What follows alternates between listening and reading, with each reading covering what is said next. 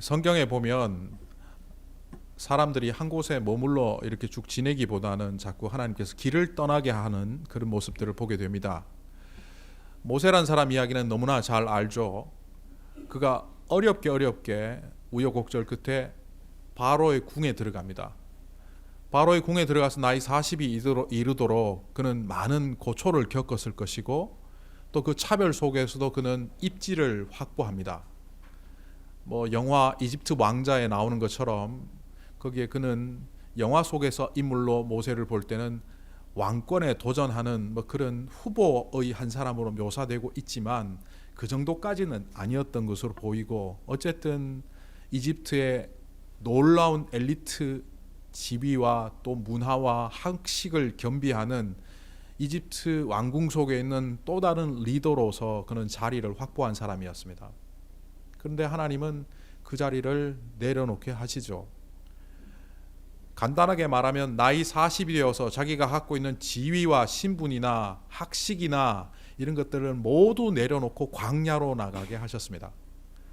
광야에는 아무것도 없고, 또 광야에 가면 자기가 갖고 있는 모든 것들을 소비하고 잃어버리는 자리 같은데, 하나님은 그를 그렇게 광야로 내모시며 길 떠나게 하셨습니다. 다윗이란 사람 이야기도 우리는 잘 압니다. 그런 어린 시절 사무엘이라는 사사 겸 선지자가 찾아와서 사울 왕 다음 대에 네가 왕이 될 것이라고 기름을 붓습니다. 이 기름을 붓는다는 얘기는 하나님이 그를 택하셨다는 의미입니다. 10대 후반에 이미 하나님께서 그를 택하셨고, 그 덕택인지 그는 전장터에 나가서 결국 골리앗이라는 대장군을 무너뜨리고 이스라엘 전체의 영웅이 됩니다. 10대 후반에 다른 사람 평생을 살아도 못 이루는 업적과 성과를 이룹니다. 그래서 백성들은 다음 때 왕이 될 거라는 것을 의심하지 않았고, 계산하는 이스라엘 군대를 향하여 사울 왕은 천천이고 사울 왕이 천이라면 다윗 용사는 만만이다, 이렇게 각광받는 인물이 되었습니다. 그런데 하나님께서는 그의 자리를 보존시켜 주지 않았습니다. 백성들의 인기도 사라지게 하셨고, 심지어는 그의 가장 강력한 버팀목을 해줘야 될 사울 왕이 그를 원수로 여기며 죽이려고 작정합니다. 그 결과 그는 10수년 동안 도망자 생활을 합니다. 화려하게 존경받던 그 모든 자리를 버리고 그는 급기야 어디까지 도망을 가느냐 하면 그가 죽였던 골리앗의 고향까지 도망을 갑니다. 골리앗의 고향에 갔으니까 그 백성들과 정치가들은 다윗을 죽이려고 했겠죠. 그런데 성경에 나오는 것과 성경 외의 자료를 바탕해 보면 그 지역에서는 미친 사람을 사형시키지 않는 법이 있었던 것으로 보입니다. 그래서 급기야 다윗이, 그 멀쩡한 다윗이 거기서 미친 척을 합니다. 우리가 쉽게 알아보기 쉽게 좀 묘사를 하면 막 침을 질질 흘리고 바지끈은 내리고 엉덩이가 다 나와도 가리지도 않고 그러면서 희죽희죽 웃으며 다녔다는 겁니다. 그때 다윗의 마음이 어떠했을까요? 하나님, 제가 왕궁에서 왕자 수업을 받든지 아니면 전장터에서 장군으로 계속해서 저의 성과를 이루어야 되는데 제가 왜 이렇게 동굴로 적진으로 심지어는 여기 와서 이렇게 미친 자의 노릇을 하며 살아야 합니까? 그러나 하나님은 그 모든 것을 내려놓고 거기에 서게 하셨습니다. 우리가 잘 알고 있는 바울이라는 사람도 마찬가지입니다. 그는 예수님 앞에서 꼬꾸라지고 자기의 평생을 예수님과 하나님을 위하여 바치겠다고 선언한 사람이었습니다. 그래서 지금의 터키의 북부 지역 그리고 동부 지역, 남부 지역을 통틀어서 그는 복음을 전했고, 이제 마지막으로 서부 지역, 당시에 아나톨리아라고 명칭되어지는 우리가 흔히 소아시아라고 하는 그 땅을 복음화시키겠다고 꿈을 갖습니다. 그때 하나님은 그 꿈을 내려놓으라고 말씀하십니다. 그 꿈을 내려놓고 한 번도 가본 적이 없는 지금 그리스 반도의 북부 지역과 남부 지역, 로마 시대 때는 마케도니아와 아카이아 지역을 복음 전하는데 하나님은 그의 발걸음을 길 위에 세우셨습니다. 만약 여러분에게 하나님께서 이렇게 명령하시면 어떻게 반응할까요? 요즘 사람들이 제일 좋아하는 말 중에 하나가 안정입니다. stay라는 말로부터 나온 stayable. 삶이 좀 안정적으로 된다는 것은, 예를 들어서 우리가 미국 땅에 와서 좀 더 미국 사람답게 살고 좀 더 이 땅에 누릴 수 있는 문화와 또 사회적 제도와 여러 가지 시스템을 잘 누릴 수 있는 환경을 스스로 찾아가고 만들어가는 것을 안정이라고 합니다. 이걸 다른 말로 평화라 그러기도 하고, 성경에 나오는 한 단어로 바꾸면 이것은 바로 복받는 삶입니다. 우리는 이 땅에서 안정이 되고 평화를 누리며 복받고 살기를 원합니다. 그래서 오늘 말씀도 그런 시각에서 주로 보기 때문에 많은 사람들이 이 성경에서 정말 말하는 부분은 잊어버린 채 2절과 3절에 초점을 맞추며 창세기 12장 1절부터 그 구절의 내용을 파악하고 그리고 나머지는 버려버립니다. 2절에 보면 이런 말이 나옵니다. 내가 너로 큰 민족을 이루게 하고 너에게 복을 주어서 너의 이름을 크게 퍼뜨리겠다. 너는 복의 근원이 될 것이다. 너를 축복하는 자에게 내가 복을 주고 너를 저주하는 자에게 내가 저주를 내릴 것이다. 땅에 사는 모든 사람들이 너로 말미암아 복을 받을 것이다. 얼마나 좋은 말입니까? 그래서 많은 사람들은 이렇게 되고 싶은 꿈을 갖고 하나님께 기도하고 또 하나님을 믿고 예수 그리스도 안에 거하면 이것이 이루어지리라 기대하며 살아갑니다. 하나님께서는 그것을 약속하신 것이 사실이기도 합니다. 근데 알고 보면 이것은 오늘 말씀의 부록에 불과하다는 겁니다. 정말 주안점을 갖고 읽어야 될 것은 바로 1절에 드러난 하나님께서 우리에게 당부해 주신 가장 중요한 말씀, 떠나가라는 말입니다. 너는 진척 본토 아비집을 떠나가라. 떠나가라는 말을 한 단어로 보지 마시고 분리해서 보십시오. 이 떠난다는 것은 가기 위한 전제 조건입니다. 뉴욕을 발을 딛고 밖으로 나가야 워싱턴 DC로 갈 수 있습니다. 뉴욕 안에서 차를 뱅뱅 돌리면서 나는 떠나고 있다. 100바퀴 돌아도 거기는 뉴욕일 뿐입니다. 떠난다는 것은 내려놓는 것이고, 떠난다는 것은 익숙하지 않은 곳으로 가는 것이고, 또한 하나님의 백성으로서의 시작을 하겠다는 겁니다. 아브라함에게 하나님께서는 시작하라고 하셨습니다. 아브라함의 이야기를 내려놓고 지난주에 또 새벽 기도회 때 나누었던 노아 이야기로 한번 가볼까요? 노아는 평생 배 한 척 만든 것 외에는 특별히 한 게 없는 사람입니다. 그 배를 얼마간에 만들었는지 정확히 알 수는 없지만 정말 오랜 세월 동안 거대한 배를 만들었다는 것을 우리는 성경에서 목격합니다. 수많은 짐승들을 거기에 넣었을 뿐만 아니라 그 배가 무려 1년 동안 물 위에 떠서 지낼 수 있는 식량들을 넣을 것이니까 얼마나 크겠습니까? 100년이 걸렸을지 아니면 그 이상의 세월이 걸렸을지 적어도 50년 이상은 걸렸을지 가히 장구한 세월 동안 그는 배를 만들었습니다. 그리고 그 배는 딱 1년 사용되고 말았습니다. 비가 오기 시작하고 땅에 물이 가득 차고 그리고 그 물이 다 빠지기까지 딱 1년. 그리고 그 배는 폐기 처분되었을 것입니다. 요즘 같으면 박물관에 전시해서 이것이 홍수 시절에 그 놀라운 배다라고 했을지 모르지만 겨우 사람 8명밖에 없는 그 시대에 그들이 그 배를 보존했겠습니까? 옮길 수도 없었고 그 산 마루나 어딘가에 그냥 방치한 채 그 배는 썩어갔을 겁니다. 노아가 성경에 이렇게 평가를 받습니다. 하나님의 마음에 흡족한 그 시대의 의인이다.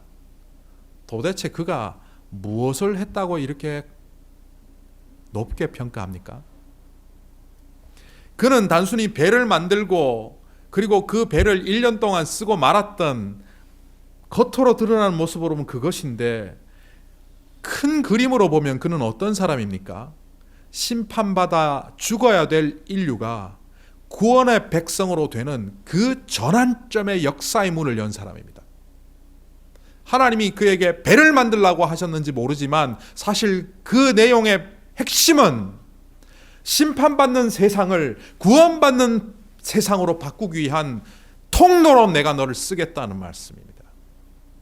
그가 알았는지 몰랐는지 상관이 없습니다. 노아가 순종하는 순간, 따지지도 묻지도 않고 주님의 말씀이라고 순종하는 그 순간, 그의 망치질을 통하여 인류는 새 역사 속으로 들어가게 되었습니다. 이렇게 노아의 후손들 아들 3명과 노아로 말미암아 새롭게 시작된 인류는 11대에 거치면서 11대 또 다른 한 사람을 만듭니다. 노아의 11대 손 아브라함. 세상의 질서는 또 무너졌습니다.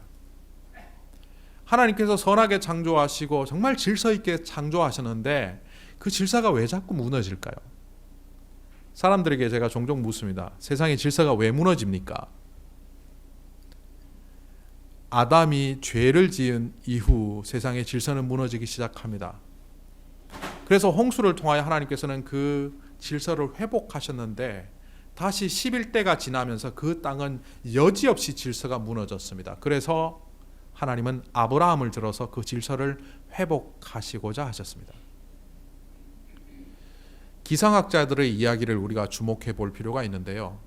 우리가 흔히 허리케인이 와서 많은 피해를 주고 토네이도 돌풍이 몰려와서 피해를 주는 것을 볼 때마다 왜 하나님은 토네이도와 허리케인을 만드시고 태풍을 만드셔서 우리에게 저렇게 피해를 주는가 말할지 모릅니다. 그런데 기상학자들의 이야기는 저 기상학 현상 아닙니다. 보지 마십시오. 질서가 무너진 대기권을 안정화시키기 위하여 마치 살아있는 생물처럼 이 대기권은 움직이는데 그 움직임의 결과가 열대이동성 저기압이 발생하는 거고 그 열대이동성 저기압이 멕시코만에서 발생할 때 그것은 허리케인이고 동진아에서 발생하면 타이푼, 태풍이 되고 또 어디서 하면 사이클론이 되고 그렇다는 거죠. 그래서 허리케인이 일어나서 이 격동의 공기적 흐름을 만들면 그 이후 이 대기권은 어느 정도 안정이 된답니다. 다르게 이야기하면 사람들이 무질서하게 사용한 연료나 산업화나 공업화로 말미암아 무너진 대기권이 살아남기 위한 하나의 장치로 그것을 한다는 거죠. 하나님께서 이 땅을 새롭게 하시기 위하여 거창한 천사와 거창한 군대를 보내시는 것이 아니라 바로 모세나 아브라함이나 또한 겨우 배나 만들었던 노아 같은 사람을 들어서 이 세상을 새롭게 시작하게 합니다. 그것은 바로 질서의 회복입니다. 아브라함은 단지 길을 떠난 것밖에 없습니다. 그가 살던 땅을 포기하고 그가 갖고 있었던 모든 지위와 신분을 내려놓고 단순히 길을 떠난 것에 불과한데 큰 그림에서 보면 이것은 바로 하나님 백성의 시작입니다. 만약 이것을 우리도 알 수 있다면 우리가 이 뉴욕 땅에서 하는 어떤 또 하나의 몸짓이 10년이 지나고 20년이 지나고 큰 그림으로 보면 하나님의 나라를 이 땅에 세우는 것이라는 것을 우리가 만약 안다면 우리가 이렇게 살지는 않을 텐데 말입니다. 하나님께서 아브라함에게 요청하신 것은 여행을 가자는 겁니다. 보통 여행을 갈 때는 사람들이 준비를 합니다. 가끔 선교지에 다른 목사님과 함께 여행을 갈 때가 있습니다. 저는 나름대로 필요한 옷, 또 약품 이런 걸 챙겨서 가는데 아내가 주로 챙겨줍니다. 비상약품들까지 다 챙겨서 가는데 저는 거의 먹지 않고 오는데 어떤 목사님과 동행해서 가는데 이 목사님은 아무것도 안 챙겨왔어요. 저에게 빌부터 모든 물품을 다 갖다 쓰고 나중에 알고 봤더니만 네이도 안 갖고 와서 내 거 빌려달라고 하는데 아주 불편했습니다. 준비를 하지 않았어요. 또 어떤 분과 다른 분과 여행을 했는데 그분의 가방은 거의 이민 가방이었습니다. 선교지에 갈 때는 조금 작게 패키지를 해서 끌고 다니기 쉽게 해야 되는데 이민 가나 싶을 만큼 거대한 가방을 2개 끌고 와서 참 부담스러웠는데 그분이 드라이를 하는데 헤어 드라이를 꺼내는데 거의 미장원에서 쓰는 대형, 실제로 별로 든것도 없는데 옷을 거기서 한 열흘만 있으면 되는데 30벌 패션 쇼하러 왔는지, 왜 가야 하는지, 무엇을 위해서 가는지, 무엇을 준비해야 되는지를 모르면 우리 또한 인생의 여정에서 이런 실수들을 한다는 거죠. 그런데 하나님은 아브라함에게 정확하게 말씀하십니다. 이 여행의 목적지가 어딘지 내가 지시할 곳, 그곳이 목적지니라. 이 여행의 목적이 무엇인지, 그리고 누구와 함께 가는지를 명확하게 밝힙니다. 이 여행의 목적이 뭐라고 생각하십니까? 우리는 흔히 표면적으로 하나님께서 이스라엘 땅을 주시려고, 땅을 차지하게 하시려고 아브라함을 떠나게 하셨다라고 생각하지만 성경을 가만히 보면 그렇지 않습니다. 만약 땅이 목적이었으면 아브라함에게 주고 말았죠. 아브라함에게도 안 주고 그의 아들 이삭에게도 주지 않고 야곱에게도 주지 않고 무려 430년, 500년이 지난 이후에 그 땅에 모세가 이끈 이스라엘 백성들이 그 땅을 차지하게 합니다. 땅이 목적이 아니었다는 겁니다. 우리는 흔히 그렇게 생각합니다. 하나님, 나를 하나님의 목적대로 사용하셔서 주님의 뜻을 이루소서, 이렇게 말은 하지만 그 뜻이 내가 이해할 만하고 받아들일 만하고 내가 수긍할 만할 때는 할렐루야 하지만 그것이 아닐 때는 여지없이 하나님의 손을 놓아버립니다. 다윗이란 사람도 그런 위기에 빠진 적이 여러 번 있었습니다.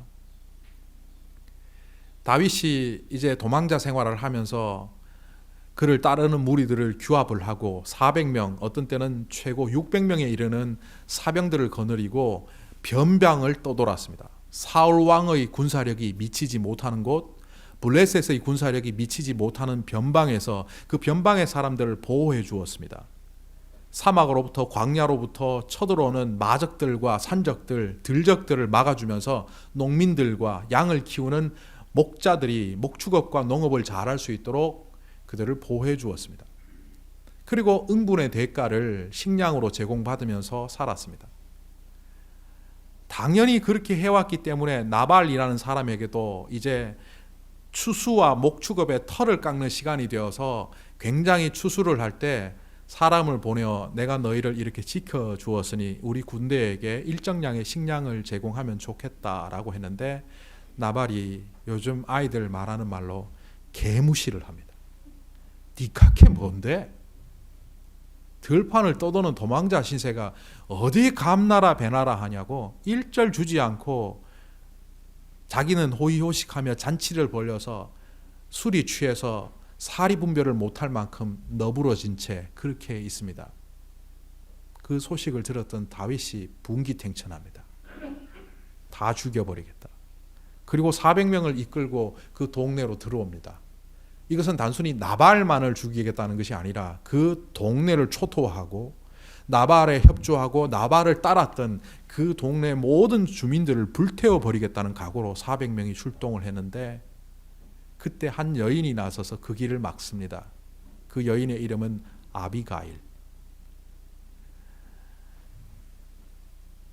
사실 이렇게 자기 삶의 질서가 무너질 때 분노가 일고 화가 나고 실망할 때 사람들은 감정의 소용돌이에 빠져서 주체하지 못하는 그 소용돌이 속으로 들어가 버립니다. 하나님의 손을 놓아버린다는 거죠. 하나님이고 뭐고 간에 도저히 우리가 해서는 안 되는 말, 성경에서 그러든지 말든지 간에 나는 용서 못합니다. 하나님이 나한테 계시를 주시든 안 주시든 그거와 상관없이 나는 이 일을 하고야 말겠습니다. 다윗이 그 자리에 섰습니다. 그런데 아비가일이 선하게 그를 설득했고 그 자리에서 다윗은 그 여인을 통해서 말씀하시는 하나님의 말씀에 귀를 기울이고 하나님의 손을 잡습니다. 나와 함께 가자 하시는 그 주님의 손을 붙잡고 그는 거기서 화를 누그러뜨립니다. 얼마나 급작스럽게 습격을 했든지 술이 깬 다음에 나발은 그 소식을 듣고 심장마비로 죽습니다. 그리고 과부가 된 이 아비가일은 다윗이 자기 처로 삼죠. 이 이야기에서 이것이 중요한 것은 아닌데 하나님께서 다윗에게 그 누군가를 통하여 말할 때 그것을 들을 수 있는 귀가 있었기 때문에 그는 하나님의 손을 붙잡았던 것입니다. 아브라함을 하나님이 길을 떠나게 하실 때는 내가 이 길에 너와 함께 하겠다는 것을 말씀해 주신 겁니다. 여행의 동반자가 조카 롯도 아니고 아내 사레도 아니고 하란에서 동행했던 그 사람들이 아니라 바로 나 여호와 하나님이 너와 함께 가겠다 그렇게 말씀하신 겁니다. 그러면서 안전장치로 이렇게 달아놓으신 거예요. 이제 내가 너와 함께 할 때에는 네가 나의 손을 붙잡고 나와 함께 이 인생의 여정을 걸어갈 때는 너는 이제 그전과 다른 존재가 되는데 그게 뭐냐? 너는 이제 복이다. 우리말에는 복의 근원이다라고 되어 있지만 히브리어 성경에 보면 그것은 너는 복이다. 복 그 자체다. 이렇게 선언합니다. 그랬기 때문에 그를 받아들이는 마을이나 가정이나 사람은 복을 받았고 그를 받아들이지 않고 배척하는 가정이나 가문이나 동네나 사람은 화를 당했습니다. 왜 그렇습니까? 아브라함이 복이었기 때문입니다. 간혹 저를 힘들게 하거나 저를 배척하는 사람들을 만날 때 저는 그런 생각을 합니다. 아유, 복을 발로 차시네요. 왜? 제가 복인데. 저는 근거 없이 자신감을 갖는 근자감의 사람이 아니라 바로 창세기 12장에 나오는 이 말씀을 통하여 내가 세상을 복되게 하는 복이라는 사실을 알기 때문에 누군가 저를 싫어하거나 배척해도 화를 내지 않으려고 합니다. 왜? 그 사람이 가엾잖아요. 여러분들이 믿는 자로서 이런 자신감이 있어야 돼요. 그리고 하나님께서 그에게 동행하는 하나님을 인정하도록 하셨습니다. 자, 여기서 제가 질문을 하나 드릴게요. 아브라함은 하나님이 그와 동행한다는 사실을 알았을까요? 몰랐을까요? 오늘 성경이 이렇게 말합니다. 그는 가는 땅마다 제단을 쌓고 주님께 제물을 바치고 주님의 이름을 부르며 예배를 드렸더라. 7절 8절에 그렇게 나옵니다. 그는 가는 땅마다 그곳에 하나님의 이름을 불렀고 하나님께 예배를 드렸고 하나님께 제물을 드렸고 하나님이 그곳에 함께 계신다는 것을 알았기 때문에 그는 어느 곳에서나 주님을 찾는 예배자가 되었습니다. 결국 이 여행은 성공하고야 말았습니다. 하나님은 아브라함에게 땅을 주시기 위하여 그 발걸음을 옮기라고 하신 것이 아니었기 때문입니다. 물론 땅도 주시고 복도 주시고 함께 하시지만 이건 전부 부록입니다. 제가 간혹 그런 말을 합니다. 세상 사람들은 복을 따라다니지만 우리는 복이 따라오게 해야 됩니다. 서양의 이야기 속에 그런 말이 있죠. 기회는 앞머리는 장발인데 뒷머리는 민머리다. 그래서 앞으로 올 때는 잡아챌 수 있지만 그가 지나갈 때는 머리카락이 없어서 잡을 수가 없다. 그런데 기회든 복이든 성공이든 그것이 우리를 따라오게 만드는 것이 성경의 진정한 모습입니다. 성공을 쫓아다니는 아브라함이 아니라 그 성공이 아브라함을 쫓아오게 만드시는 것이 하나님의 목적이었고 이 여행의 목적이었습니다. 우리는 간혹 그렇게 생각합니다. 하나님이 모든 환경을 만들어 놓으시고 가나안 땅도 정복해 놓으시고 그 땅에 우리가 발만 탁 들어가면 완성이 되는 화룡점정의 걸음을 걷기를 원하지만 하나님은 아무것도 없는데 마치 광야와 사막 같은데 우리를 그냥 내팽기 치듯이 보냅니다. 그래서 눈이 안 열린 사람들은 하나님은 우리를 사랑 안 하시나? 하나님의 역사하심은 이것밖에 안 되나? 제가 혼자 이런 생각을 했습니다. 아브라함이 하나님의 부르심을 듣고 친구한테 가서 얘기를 했습니다. 이건 상상력입니다. 하나님이 나를 부르셔서 이 친척 본토 아비집을 떠나래. 친구가 그랬을 거예요. 그래서 어디 저 빈 땅에 가서 나라라도 하나 세워주시겠대? 아니야, 그 땅에는 가나안 족속들이 이미 다 차지하고 살고 있고 이 땅 저 땅에 주인이 다 살고는 있지만 하나님의 계획 속에는 그 땅을 내게 주시겠다고 하네. 일단 나는 떠나야지. 순종하는 마음으로. 야, 너희 하나님은 겨우 그 정도밖에 안 되냐? 무능하시구나. 간혹 오늘날 믿음을 잘 하려고 하는 사람들에게 안 믿는 또 믿음이 약한 사람들이 이렇게 말합니다. 너 예수 믿었고 잘 된 거 뭐 있어? 너 나보다 잘 됐냐? 나보다 돈 많이 벌었니? 나보다 성공했니? 근데 너희 하나님은 너한테 해준 게 뭐가 있냐?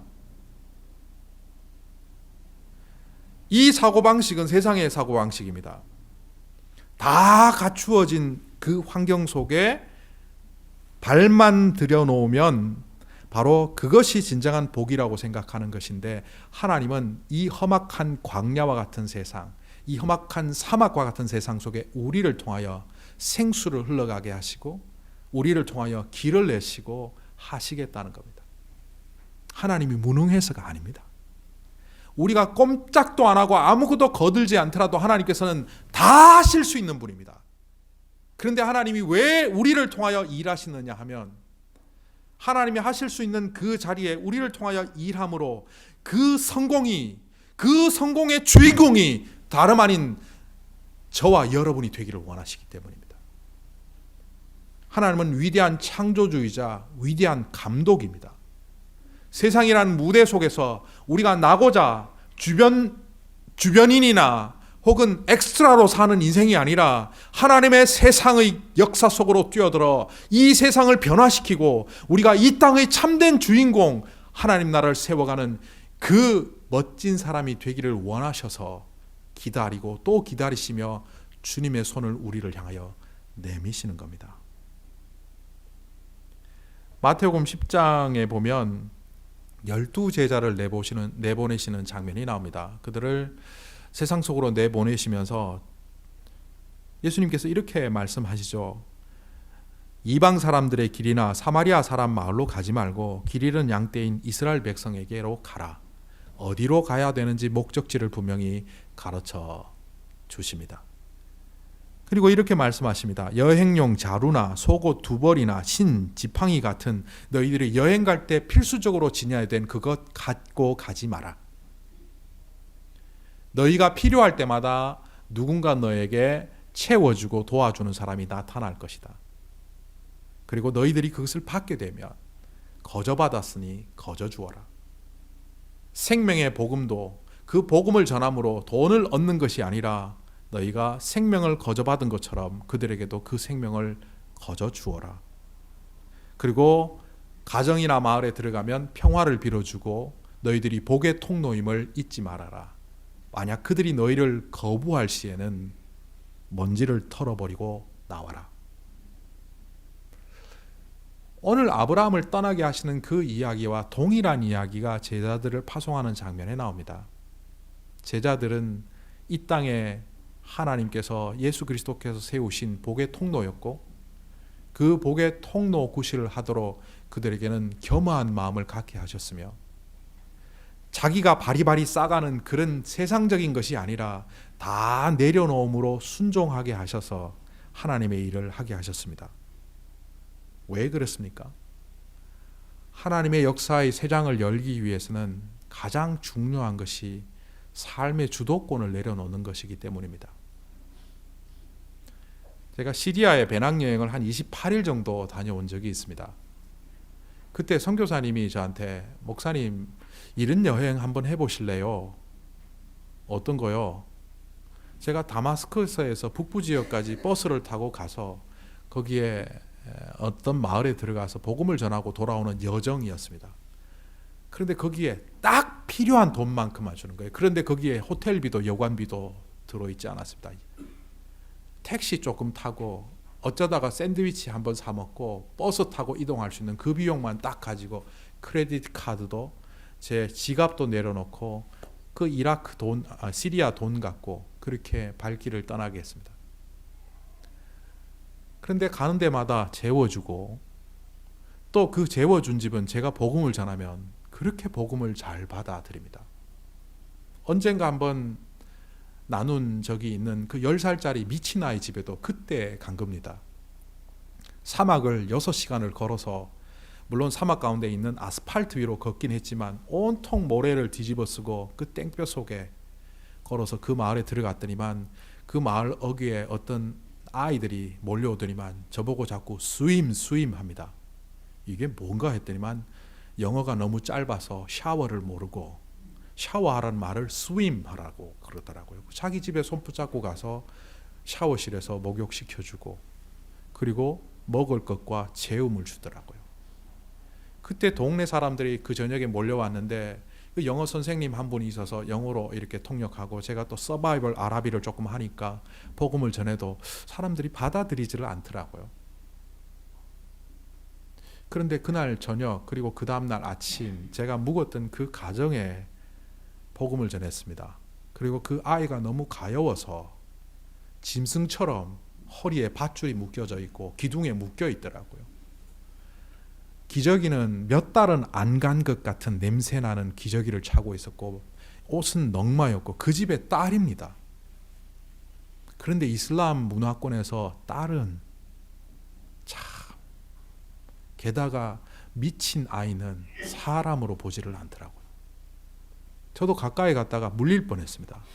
괜히 건드렸다가 여기서 물리면 나만 다치는데 그래서 그 전날 저녁에는 발을 뺐습니다.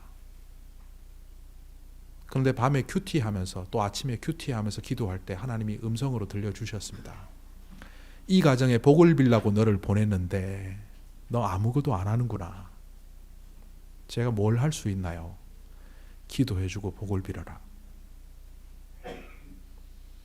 그 아버지와 어머니의 허락을 받고 그 아이를 데려와서 제가 가져갔던 그 물휴지로 얼굴과 손과 발을 닦아주었습니다. 거의 한 통을 다 썼습니다. 그리고 제가 품에 안았습니다. 솔직히 물릴까봐 겁은 좀 났지만 그리고 기도했습니다.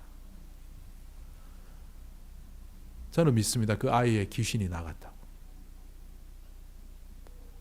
그 가정이 할머니로 어머니로 그 광경을 보며 웁니다. 직장 나가 있는 아버지를 불러서 같이 기도를 받습니다. 그리고 그 주소를 다 적어서 선교사님한테 전달하고 제가 돌아온 적이 있습니다. 하나님께서 우리를 가게 하실 때는 조건을 다 갖추어 놓고 완비된 곳을 가라고 하시는 것이 아니라 어떤 때는 물릴 수도 있고 다칠 수도 있고 내가 상할 수도 있지만 그곳에 복의 통로로 보내시기 위하여 보내신 겁니다. 삶의 주도권을 내려놓지 않으면 우리 속에는 끊임없이 계산이 나옵니다. 그때 그 계산이 뭐냐 하면 그 아침에 8시 반에 버스를 타야 된다는 거였습니다. 미친 아이 집, 그 사막 한가운데인 마을에서 그 다음 마을로 또 6시간, 그 전날 걸어봤지 않습니까? 6시간, 9시간을 걸어간다는 것은 거의 살인적입니다. 40도를 웃도는 그 날씨에 반팔 절대로 못합니다. 37도 아래는 반팔을 해야 되지만 체온보다 높은 온도 때는 다 싸매야 됩니다. 얼굴도 가리고 눈만 내놓고 손도 거의 가린 채 온몸을 감고 그러고 걸어가는데 그 모래들이 귀로 들어오고 눈으로 들어오고 그래서 얼핏 계산할 때는 기도해 주다가 버스 놓치면 안 되는데 이 생각이 들어왔습니다. 그런데 버스 놓쳤습니다. 그래 버스 놓치고 걷자. 이 아이를 위해서 기도하라고 하나님께서 보내셨는데 계산하지 말자. 같이 갔던 청년들에게 설득했습니다. 하나님이 어떻게 역사하실지 모르지만 우리는 하나님의 시간 속으로 들어가자. 기도하자. 외웠던 아라비 말 찬양을 하면서 그렇게 시간을 보내고 버스를 놓치고 아이도 고치고 사막에 있는 아스팔트 길로 걸어 나오는데 지난번에 한번 얘기했으니까 기억하실 겁니다. 오픈카가 오더라고요. 2.5톤 트럭입니다. 그 트럭 뒤에 짐칸에 타고 가는데 그 사막에 비가 오더라고요. 먼지 하나 뒤집어 쓰지 않고 6시간, 9시간 걸어가야 되는 길을 한 30분도 되지 않아서 이웃마을로 이동을 했던 것 같습니다. 삶의 주도권을 내려놓을 때 상상하지 못하는 일들이 우리에게 주어지는데도 불구하고 우리는 늘 계산합니다. 떠나지 못하고 가지 못합니다. 성경 창세기 11장 4절인데 한번 들어보십시오. 자, 성읍을 세우고 꼭대기가 하늘까지 닿는 탑을 세워 우리의 이름을 날리자. 그렇게 해서 우리가 온 땅에 흩어지지 않게 하자. 이 우리는 누굽니까? 사람들입니다. 그리고 이 온 땅에 성공적인 탑을 쌓자고 한 이 탑의 이름은 뭡니까? 바벨탑입니다. 혼돈과 혼란이라는 이름이 붙은 이 바벨탑이 왜 이 세상에 존재합니까? 하나님의 명령을 순종하지 않고 삶의 주어를 우리로 두고 살아갔기 때문입니다. 그런데 오늘 말씀에는 뭐라고 말합니까? 나는 너를 큰 민족이 되게 하고 너에게 복을 내리며 너의 이름을 떨치게 하겠다. 내가 너의 이름을 떨치게 하겠다. 이 나는 누굽니까? 바로 여호와 하나님입니다.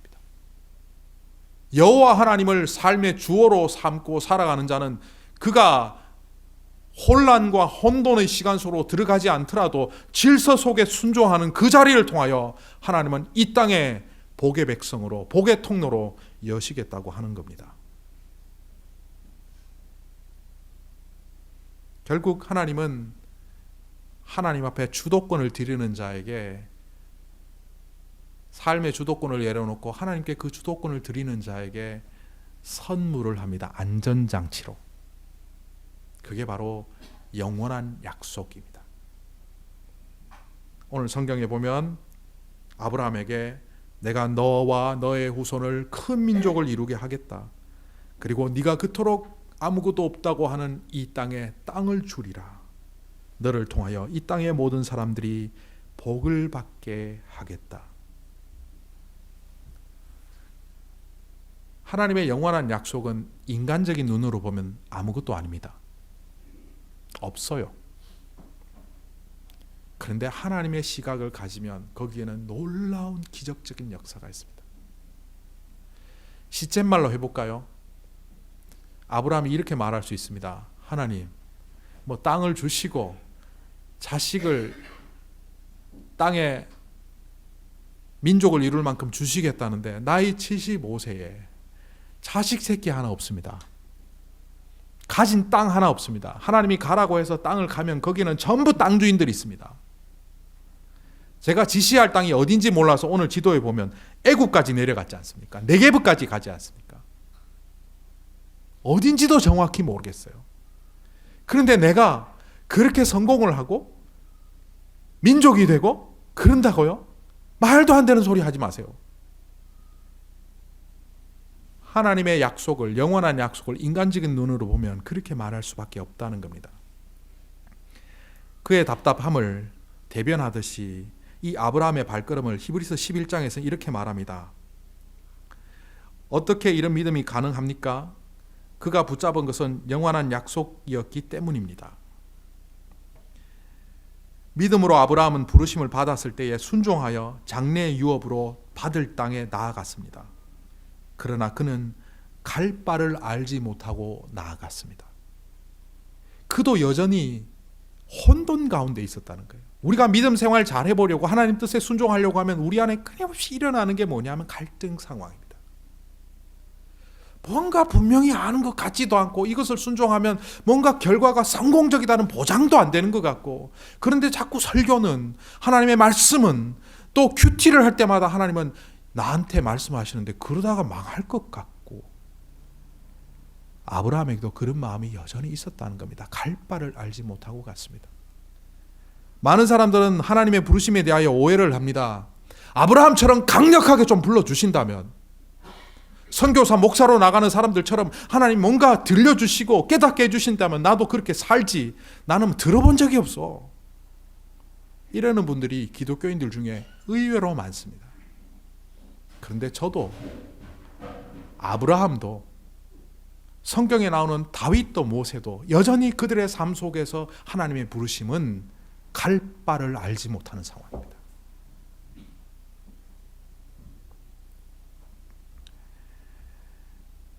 하나님께서 저와 여러분을 부르셨죠. 지난주에 말씀드렸던 것처럼 이 교회라는 이름은 에클레시아, 부르심을 받은 자들입니다. 이 부르심을 받은 자들에게 이제 해야 할 바는 순종이죠. 영국의 신문에서 이런 퀴즈를 낸 적이 있습니다. 영국 최남단에서 최북단까지 가장 빨리 여행할 수 있는 방법을 응모하십시오 했더니만 어떤 사람들은 비행기를 타고 가면 된다, 뭐 자동차를 300km로 달리면 된다, 뭐 어쩐다 저쩐다 얘기를 했는데 응모에 당선된 답이 뭔지 아십니까? 가장 좋아하는 사람과 함께 여행을 가면 그 여행은 순식간이다. 주님이 우리에게 손을 내밀며 우리의 인생의 발걸음을 주님이 함께 해주시겠다는 것은 무책임하게 우리를 내버려 두시겠다는 것이 아니라 그 어떤 상황 속에서도 우리를 책임지시고 상황을 바꾸어서 우리를 복되게 하시는 것이 아니라 우리를 복되게 하심으로 세상의 상황을 바꾸시겠다는 위대한 계획이 우리에게 있다는 것을 말씀합니다. 출애굽이라는 말을 영어로 엑소도스라고 합니다. 이 엑소도스라는 말은 헬라어 에크호도스라는 말로부터 왔습니다. 에크, 밖으로, 호도스, 길, out of way,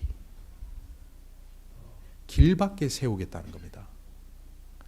애굽에서 그래도 고기 먹고 양식 먹고 잘 지내고 있는데 하나님께서 광야로 몰아내셔서 그 사막과 광야로 가득 찬 땅에서 40년을 살게 하십니다. 엑소도스, 에크호도스. 왜 그렇게 하셨을까요?